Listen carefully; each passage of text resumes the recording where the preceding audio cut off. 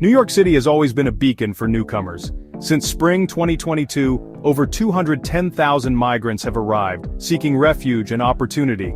They come from far and wide, fleeing hardship and seeking a better life. Many are from Latin America and the Caribbean. Others journey from as far as China and the African continent. The city, in response, has scrambled to provide shelter.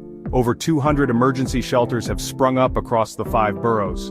Even the iconic Roosevelt Hotel was transformed into a temporary haven. This influx has strained the city's resources, creating a complex and evolving situation. The situation is fluid, with shelters constantly opening and closing. Randall's Island Shelter, for instance, is slated for closure by the end of February 2025. At least 24 more are expected to shutter by the end of March 2025. The city, grappling with the sheer number of arrivals, is struggling to find permanent solutions. Adding to the complexity, single adult migrants were given 60-day notices to vacate shelters starting September 6, 2023. A more aggressive eviction push began on May 22, 2024. This has led to uncertainty and fear among the migrant population, many of whom are left wondering where they will go next. Providing for this influx of migrants has placed a significant financial burden on New York City. The city estimates it will spend a staggering $12 billion over 3 years, 2023 to 2026, on migrant care. This includes the cost of housing, food, healthcare, and other essential services. The financial strain is evident in the city's budget. In 2024 alone, $2 billion was spent on housing, healthcare, and services for migrants. The estimated cost for fiscal year 2024 is $4.3 billion, a figure that could double in 2025. These costs are putting a strain on the city's already stretched resources. While the city has received some financial assistance, it has not been enough to offset the costs. In December 2022, the city received $800 million in federal grants. New York State provided over $1 billion in February 2023. Further aid came from FEMA, $31 million in May 2023, and the federal government, $104.6 million in June 2023. The state has also proposed $2.4 billion in its January 2024 budget. However, these funds are dwarfed by the overall cost of caring for the migrant population. Adding to the controversy, $80 million, allegedly transferred by the Trump administration under Elon Musk's Doge team, was later clawed back. This has further fueled the debate about financial responsibility and the need for greater federal support.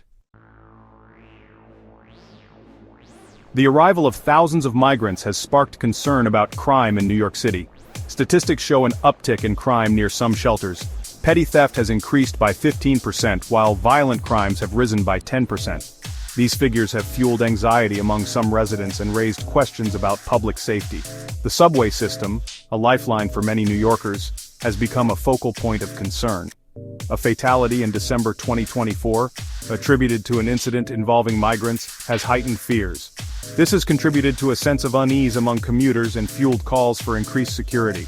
Adding to the tension are allegations that the Roosevelt Hotel, once a symbol of luxury, has become a haven for criminal activity.